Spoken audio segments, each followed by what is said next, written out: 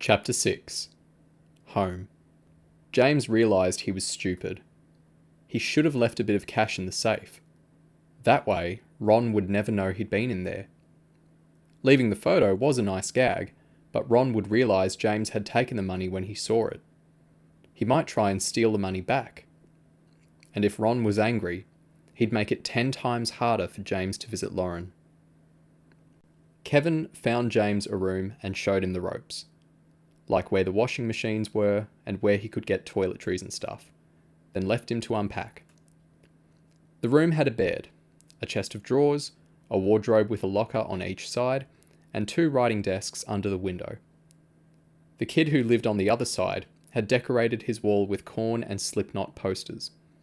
There was a skateboard on the floor, and border clothes hung neatly in the wardrobe.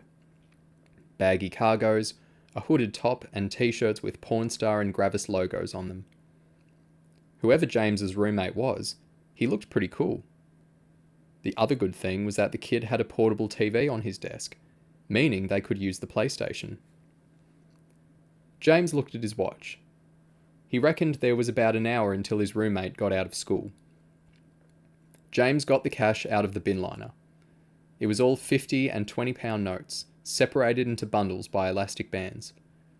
He counted a couple and realised each bundle was £1,000. There were 43 bundles. James thought of a way to hide the money in case Ron came after it. He had a portable cassette radio from the flat. It was wrecked. Half the buttons had broken and the tape player didn't rewind. James had only taken it because Ron had stolen the good one with the CD player on it. James rummaged through his bags of stuff until he found his Swiss Army knife. He picked out the screwdriver and undid the back of his cassette player. The inside was all circuit boards and wires.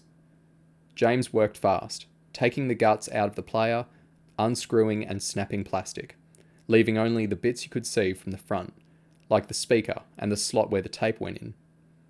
He stuffed all but £4,000 of the cash inside the hole, packing the money tight so it didn't rattle. He screwed the back on again and slid the radio cassette into his locker. James took the 4 odd £1,000 bundles and hid them in obvious places. The back pocket of a pair of jeans, inside a shoe, inside a book. He peeled 100 off the last bundle to use as walking around money, and taped the rest to the inside of his locker. The idea was, if Ron tried to break into James's room, he'd find £4,000 easily, and never realise there was £39,000 more stuffed inside a cassette radio so crummy looking even Ron wouldn't steal it. James filled the locker with the rest of his valuables. He banged it shut and put the padlock key on a cord around his neck. He couldn't be bothered unpacking anything else. He threw as many bags as he could in the wardrobe and kicked what was left under his bed. Then he slumped on his bare mattress, staring at the wall. There were hundreds of pinholes and blobs of blue tack where previous kids had decorated the walls. He wondered what Lauren was doing. Just after 4, James's roommate, Kyle, came running in. He was a skinny kid, a bit taller than James, wearing school uniform. Kyle slammed the door and tried to get his key in the hole to lock it. James wondered what the hell was going on. Kyle couldn't lock the door before another kid rammed it. This kid looked older. Same height as Kyle, but twice the width. Kyle jumped onto his bed. The big kid bundled Kyle over and pulled him to the floor. He sat astride him and punched him a couple of times in the arm. "You think you're so smart," the thug said. "Take it," Kyle said. Kyle took a couple of slaps in the face. The thug slid a diary out of Kyle's blazer and cracked him on top of the head with it. "Touch my stuff again, donut. I'll smash your face in." He got off Kyle, kicked him in the thigh, and walked out. James sat up on his bed. Kyle tried to act like it was nothing, but couldn't hide the pain as he raised himself onto his bed. "I'm Kyle," Kyle said. "I'm James. How'd you upset him?" His diary fell out of his pocket this morning. "I found it. Most of it's bogus, but he'd written this poem about a girl." James laughed. "That big moose writes poetry?" "Yep," Kyle said. I read a couple of lines out in front of his mates. He took it badly. Kyle was holding his face. You okay? James asked. You took some serious beats. I thought he'd grab the diary back, not try and kill me. One bit of the poem was great. You give me a buzz that's like a bee, even when I feel melancholy. Isn't that cute? Man, is that what it looks like? What? James asked. That skateboard under your bed must have cost over 100 quid. You reckon? James asked. I only used it about twice. Kyle started laughing. That board is a legend, James. Kids die to get their hands on them, and you've used it twice? Can I see it? James shrugged. Whatever. Kyle seemed to forget his pain as he reached under James's bed and wheeled out the board. He sat back on his bed, twisting it in his hands.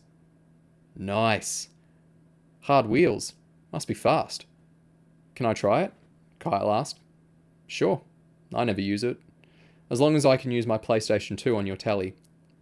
PlayStation 2? We have a PlayStation 2 in this room? Oh, James, you're a little beauty. What games have you got? I don't know. About 60 different ones, James said. Kyle rocked back on his bed and started kicking his feet in the air. 60 games! Oh, I don't believe you, James. You must be the most spoiled kid in the world and you don't even realise. What? James asked. Don't kids in here have games consoles? We get £3 a week for pocket money. You see that Gravis shirt on the floor? 25 quid. I had to save up £2 for 12 weeks to get that. I had to steal my Stussy shorts from a shop at Camden Lock. Would have ended up with a security guard standing on my head if I didn't know a few moves. You want to try the PlayStation now? James asked. After my homework, Kyle said. I always do homework first. James laid back on his bed, wondering if Kyle was a swat. Someone knocked. Yeah? James said. It was one of the house parents, a bearded hippie type. He looked at James. I've sorted you a place at West Road School. You can start there in the morning. You'll have to come back at lunchtime. The counsellor wants to see you. James was miffed. He thought that his mum dying, and getting expelled, would get him off school for at least a couple of weeks. Okay, James said. Where's West Road? Kyle, the care worker said, can you find James a school uniform and show him to school tomorrow? No worries, Kyle said. Kyle and James spent the whole evening together. After his homework, Kyle took James down to dinner. The food wasn't the best, but it was better than James got at home. Afterwards, they set up the PlayStation. While they played, they told stories about stuff, like fights at school and how they ended up here. James was surprised that Kyle was 13 and already in Year 9. Kyle said he was good at everything except sports. He had a hard time because the rest of his class were bigger than him. James said the only things he was any good at were sport and maths. Before they went to bed, Kyle took James to the laundry and found a box of school uniforms. James already had school shirts and trousers, but he needed a blazer with the West Road badge and a school tie. There wasn't much choice, and everything was trashed. They found a blazer that fitted James okay, and a school tie that was in threads. Kyle fell asleep. James's head was too busy. Tomorrow was going to be the first day of a new routine. Eating meals with all the other kids, going to a new school, coming home, and spending time with Kyle. It wasn't the end of the world, but he wished Lauren was here. James remembered the little brown envelope in the safe. He'd forgotten until now. He scrambled out of bed and slipped his tracksuit bottoms on. He rummaged in the pockets. His heart skipped when he didn't find it straight away. He had to go somewhere light where he could look without anyone seeing. The toilet was the obvious place. James locked himself in a cubicle and opened the envelope gently so he'd be able to reseal it. There was a key and a business card. Rex Depository. Deposit your valuables with total discretion and security. Individual boxes in 8 different sizes. James flicked the card over. The address was on the back. It looked like his mum had another hidden stash. He put the key on the cord around his neck. Chapter 7. Shrink. James had always been in mixed schools, but West Road was all boys. The lack of girls gave the place an air of menace. It was noisier, and everybody in the corridor pushed harder than at his old school. It felt like something could go off any second. A Year 7 got a hard shove from a Year 10 and knocked into James. The kid went down and yelped as the Year 10 stamped his hand. The kids were all heading somewhere. James had a map that made no sense whichever way he turned it. "Nice tie, girlie," somebody said. James thought it was aimed at him. The tie was a wreck. He decided to steal one from some weed the first chance he got. The bodies were all disappearing into classrooms, and within a couple of minutes, James only had a few late arrivals for company. A couple of nasty-looking Year 10 kids blocked James's way. One of them had spiked hair and a Metallica t-shirt under his blazer. Both were wearing menacing-looking steel toe-capped boots with fat laces dragging behind. "Where are you going, squirt?" James looked up at them, thinking he was going to die before he even made it to his first class. "Registration," he said.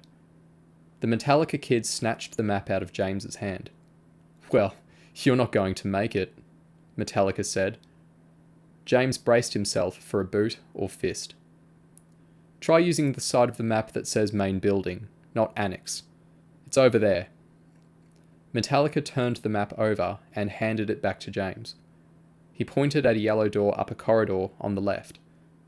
"Thanks," James said. He hurried off. Metallica shouted after him, "Take that tie off!" James looked down at the tie. He could see it was tatty, but why all the fuss? James handed his form teacher a note. All the kids in his new class were staring at him as he looked for a seat. He sat at the end of a row, next to a black kid called Lloyd. "You one of the little orphans from the council home?" Lloyd asked. The kids sitting around James laughed. James knew first impressions counted. If he said nothing, he'd look soft. His reply had to be sharp, but not so nasty that it started a fight. "How'd you know?" James said. "I suppose your mum saw me when she cleaned our toilets." The group of kids laughed. Lloyd looked angry for a second. Then he laughed too. "Like your tie, sister," he said. James had had enough with the tie. He pulled it off and looked. Then he looked at Lloyd's tie. It wasn't the same colour. Nor was anyone else's. "What is this tie?" James asked. "The good news, orphan," Lloyd said, "is that you have a West Road tie. The bad news is, it's from West Road Girls' School." James laughed with the others. These kids seemed okay. He was angry Kyle had tricked him, though. James left at lunchtime to see the counsellor. Her office was on the second floor of Nebraska. It had spider plants branching off everywhere. The counsellor, Jennifer Mitchum, was a rake, barely taller than James. She had veins poking out of her hands that James didn't want to look at, and she sounded really posh. "Would you feel more comfortable in the chair or on the couch?" James had seen all the psychiatrist scenes on TV and felt he had to lie on the couch to get the full effect. "Cool," he said, settling himself down. "I could sleep all night on this." Jennifer walked slowly around the room, lowering the blinds so it was almost dark. She sat down. "I want you to be relaxed around me, James. Everything you say stays between us. When you talk, don't try and say the correct thing. Say what you really think. And remember, I'm here to help you." "Okay," James said. "You said you could fall asleep on the couch. Have you been sleeping properly at night?" "Not really. I have too much to think about." "What do you think about most?" "I wonder if my little sister is okay." "It says in the file you're concerned about Ron's ability to look after Lauren."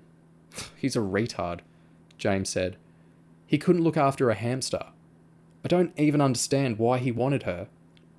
Perhaps he loves Lauren, but found it difficult to express that while your mother was alive. James laughed. That's total rubbish. You'd have to meet him to understand. If you see Lauren regularly, that should help both of you feel better. Yeah, but it won't happen. I'll talk to Ron and see if we can set up a schedule of meetings.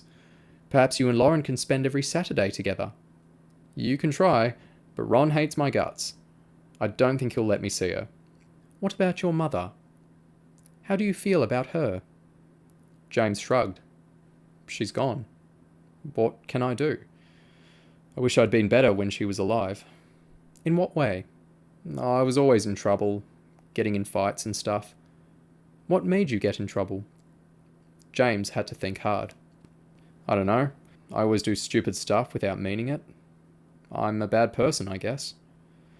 The first question I asked you was what you thought about most. You said you were worried about your sister. Wouldn't a bad person always think about himself first? I love Lauren. Can I tell you something I did? Of course, James. Last year at school, I got in this row with a teacher. So I stormed out to the toilets. This kid in the year below me was in there. I just laid into him. He didn't say one word. I just started beating him. Did you know that what you were doing was bad at the time you were doing it? Of course. I knew beating someone up was bad. So why did you do it? Because James couldn't bring himself to be honest. When you were hitting that boy, how did you feel? James blurted it out. It was the best feeling. He was crying his eyes out, and I felt fantastic. James looked at Jennifer to see if she was shocked, but her face was calm. Why do you think you enjoyed it? I told you already, I'm sick in the head. Someone rubs me the wrong way and I go psycho. Try and describe how you felt about the person you were hurting. I owned him. There was nothing he could do, no matter how much I hurt him. You went from a situation with your teacher where you were powerless and had to do what you were told, into the toilet where you saw someone weaker than yourself and exercised your power over him. That must have been satisfying. You could put it like that, James said. It's a frustrating situation at your age, James. You know what you want, but you have to do what you're told. You go to school when you're told, go to bed when you're told, live where you're told. Everything is controlled by other people. It's common for boys your age to enjoy sudden outbursts where they have control over someone else. But I'll end up in loads of trouble if I keep getting in fights, James said.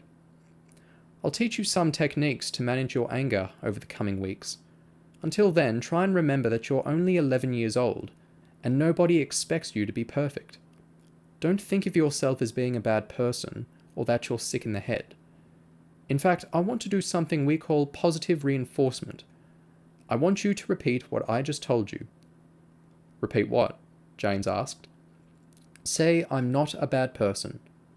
I'm not a bad person, James said. Say, I'm not sick in the head. I'm not sick in the head, James smiled. I feel like an idiot. I don't care if you feel like an idiot, James. Take a deep breath, say the words, and think about what they mean. James had thought that seeing the counsellor would be a waste of time, but he did feel better. I'm a good person, and I'm not sick in the head, he said. Excellent, James. I think that would be a positive note on which to end the session. I'll see you again on Monday. James slid off the couch. Before we finish, there is one detail on the notes from your school that made me curious. What's 187 multiplied by 16? James thought for about 3 seconds. 2,992. Very impressive, Jennifer said. Where did you learn to do that? I just can, James shrugged. Right from when they first started teaching me numbers. I hate it when people ask me to do it. It makes me feel like a freak. It's a gift, Jennifer said. You should be proud of it. James went down to his room. He started doing some geography homework, but his heart wasn't in it. He switched on the PlayStation. Kyle came in from school. How was your first day? Kyle asked. Pretty good. No thanks to you. That was a good gag with the tie, Kyle said. James jumped up off his seat and grabbed Kyle by his shirt. Kyle shoved James away, sending him crashing into a desk. He was stronger than James had expected. Jesus, James, I thought you were cool. Pretty nice thing to do. First day at a new school, and you make me look like a tit. Kyle threw his school bag down. Sorry, James, if I knew you were going to have a tantrum, I wouldn't have done it. James wanted to start a major row, but Kyle was the only kid in Nebraska he could even put a name to. He didn't want to fall out with him. Just stay out of my face, James said. James sat in his bed sulking while Kyle did his homework. After a bit, he got fed up and went for a walk. He saw the kid in the Metallica t-shirt he'd met at school. He was in a corner with a gang who all looked pretty rough. James walked over to them. Thanks for helping earlier, James said. Metallica looked him over. No worries, man. Name's Rob. This is the gang. Vince, Big Paul, and Little Paul. I'm James. There was an awkward silence. You want something else, Squirt? Big Paul asked. No, James said. Piss off then. James felt his face turn red. He started to walk away, but Rob called him back. Hey, James, we're going out tonight. Want to come? Cool, James said. After dinner, James went back to his room to change out of school uniform. Kyle had finished his homework and was lying on his bed reading a skateboarding magazine. You want to play PlayStation? Kyle asked. I'm sorry about earlier, James. It was mean to trick you on your first day. You play it, James said. I'm going out. Who with? Some guy called Rob. You mean Robert Vaughn? The guy who wears a heavy metal shirt under his blazer? Yeah, him and some mates. Seriously, Kyle said. Don't hang out with those guys. They're mental. They go out stealing cars and shoplifting and stuff. I'm not sitting in here watching you doing your homework every night. Get a life, man. James put his trainers on and walked to the door. Kyle looked offended. Hey, I warned you, James. Don't whinge to me when you land up in deep shit. Use the PlayStation whenever you want, James said. James sat on a brick wall at the back of an industrial estate. The gang were all older. Rob and Big Paul were 15, Vince was 14. He was the meanest looking, with bleached hair and a busted up nose. Little Paul was 12, Vince's younger brother. They passed cigarettes around. James told them he didn't smoke. This didn't look cool, but he thought it was better than pretending he smoked and coughing his guts up. I'm bored, Little Paul said. Let's do something. They walked to a car park full of Fiesta vans and climbed through a gap in the fence. Vince and Rob walked along the row of vans, trying the back doors to see if any were unlocked. Bingo, Rob said. A door swung open in his hand. Rob leaned in and took out a bag of tools. He put the bags down and unzipped it. Feel like causing damage, James? Rob asked. James reached in the bag and pulled out a hammer. The others all grabbed something. James was nervous, but it was cool walking down the street in a gang carrying hammers and wrenches.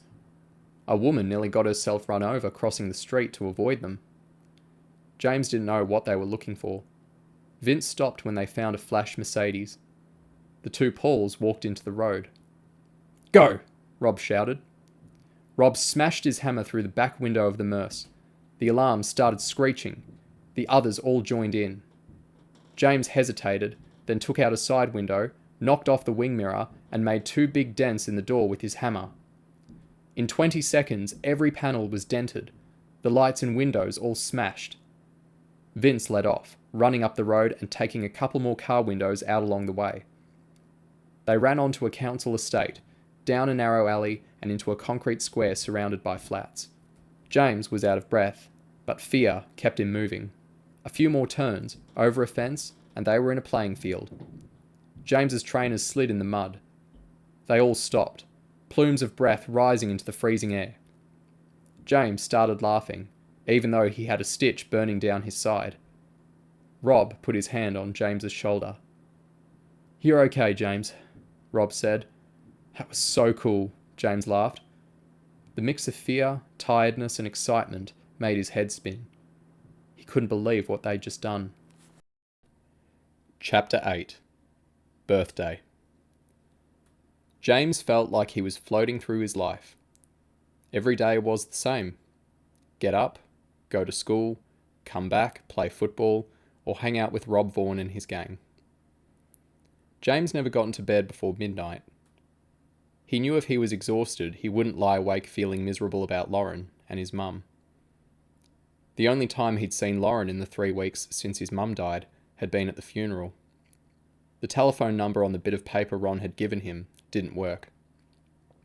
Ron had told Jennifer Mitchum that James was a bad influence. He didn't want him near his daughter. "You stink," Kyle said. James sat on the edge of his bed rubbing his eyes. He didn't need to get dressed, because all he'd done the night before was kick off his trainers and climb into bed wearing his football shirt and tracksuit bottoms. "You've had the same socks on for days," Kyle said. "You're not my mum, Kyle. Your mum never had to sleep in a room that stinks of your BO. James looked down at the blackened bottoms of his socks. They reeked, but he got used to the smell. "I'll have a shower," James said. Kyle tossed a packet of Twix bars onto James's bed. "Happy 12th birthday," Kyle said. "Should have got you deodorant." James was pleased Kyle had remembered. It wasn't much of a gift, but 5 Twix was quite expensive for someone on £3 a week. "You'd better clean up yourself anyway. You've got to go to the police station today." James looked at Kyle. His hair was gelled down and his school uniform was immaculate, with the shirt tucked in and the tie done at the proper length, instead of 10 centimetres long, like most kids did it. James looked at the black under his nails, ran his hand through his gluey tangle of hair, and couldn't help laughing about the mess his life was in. Rachel was in a mood. Her car was overheating, the traffic was awful, and there was no space in the police station car park. "Can't park. You'll have to go in by yourself. Have you got the bus fare to come back?" "Yeah," James said. He got out of the car and walked up the steps of the police station. He dressed in chinos and his best fleece, even combed his hair back after the shower. Everyone said getting a police caution was no big deal, but it didn't feel that way as James walked up to the desk and said his name. "Sit," the policewoman said, pointing at a row of chairs. James waited for an hour. People came in and filled forms, mostly reporting stolen cars or mobiles. "James choke?" James stood up. A fit-looking cop reached out and gave him a crunching handshake. "I'm Sergeant Peter Davies, Juvenile Liaison Officer." They went upstairs to an interview room. The sergeant got an ink pad and a piece of card out of a filing cabinet. "Relax your hand, James. Let me do all the work." He dabbed the tips of James's fingers in the ink, then rolled each tip firmly against the card. James wished they'd given him a copy, because the fingerprints would look cool, pinned on his bedroom wall. "Okay, James, this is the caution. Any questions?" James shrugged. Sergeant Davies began reading from a piece of paper. "The Metropolitan Police have received information that on October 9th, while attending Holloway Dale School, you seriously assaulted one of your classmates, Samantha Jennings. During the assault, Miss Jennings received a severe cut to her cheek, resulting in the need for 8 stitches.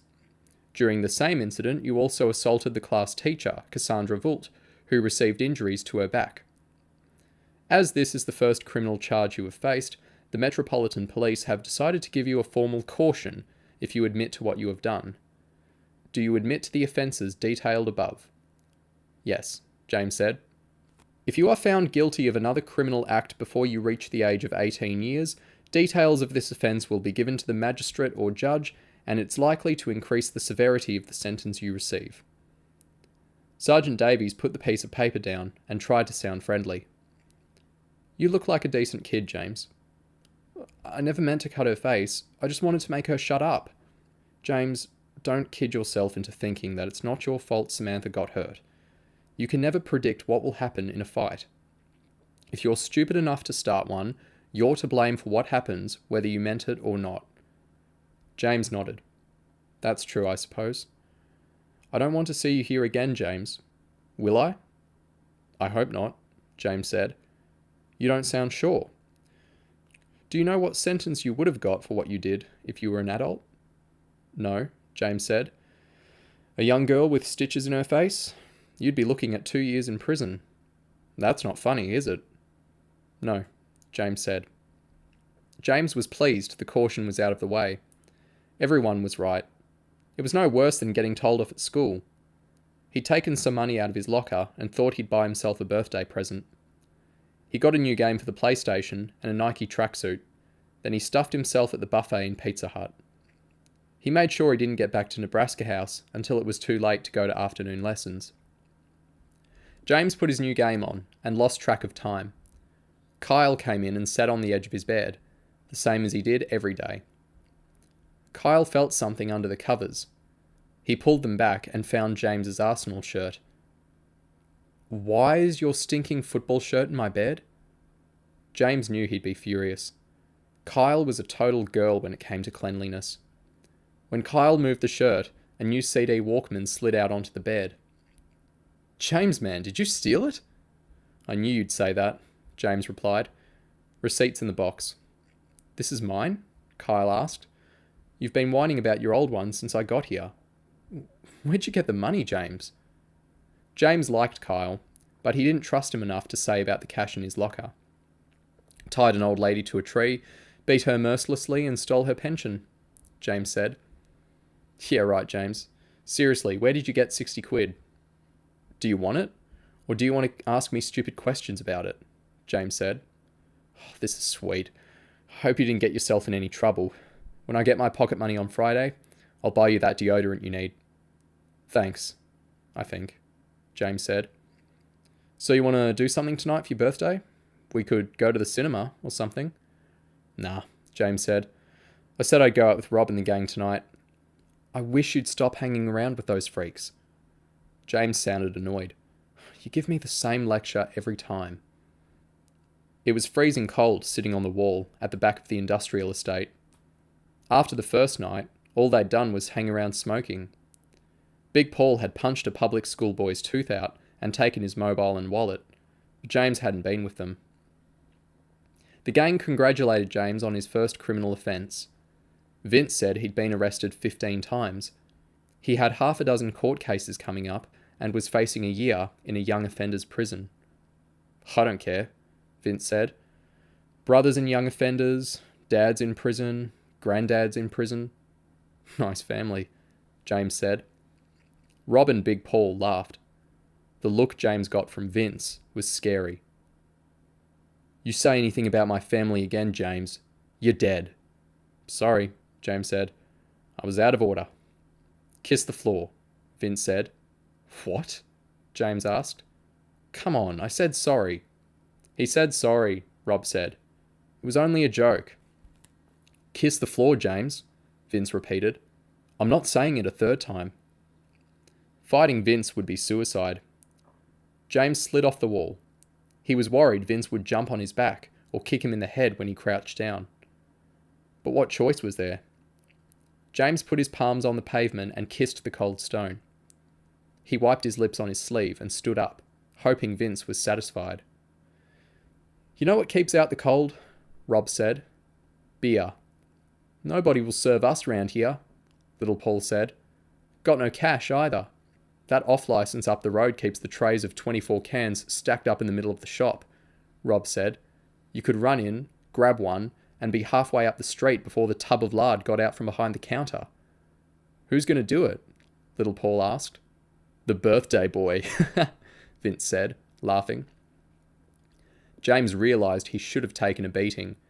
At least that way Vince would still respect him.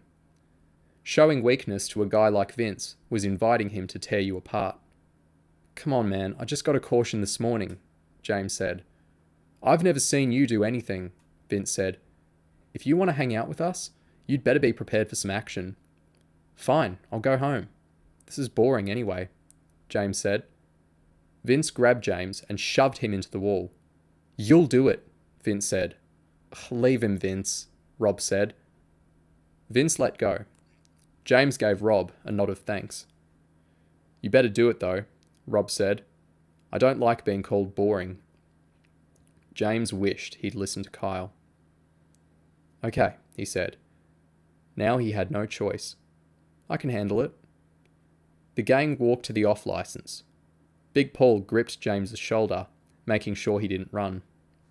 "Be really quick," Rob said. "In and out. They'll never get you." James walked inside the shop, nervous as hell. The warm air was beautiful. He rubbed his freezing hands together and looked for courage. "Can I help you, son?" the guy behind the counter asked. James had no reason to be in an off-license. The clerk knew something was up. James made a quick grab at the cans of beer. They were heavy, and his frozen fingers didn't have much grip. "Put those down, you little..."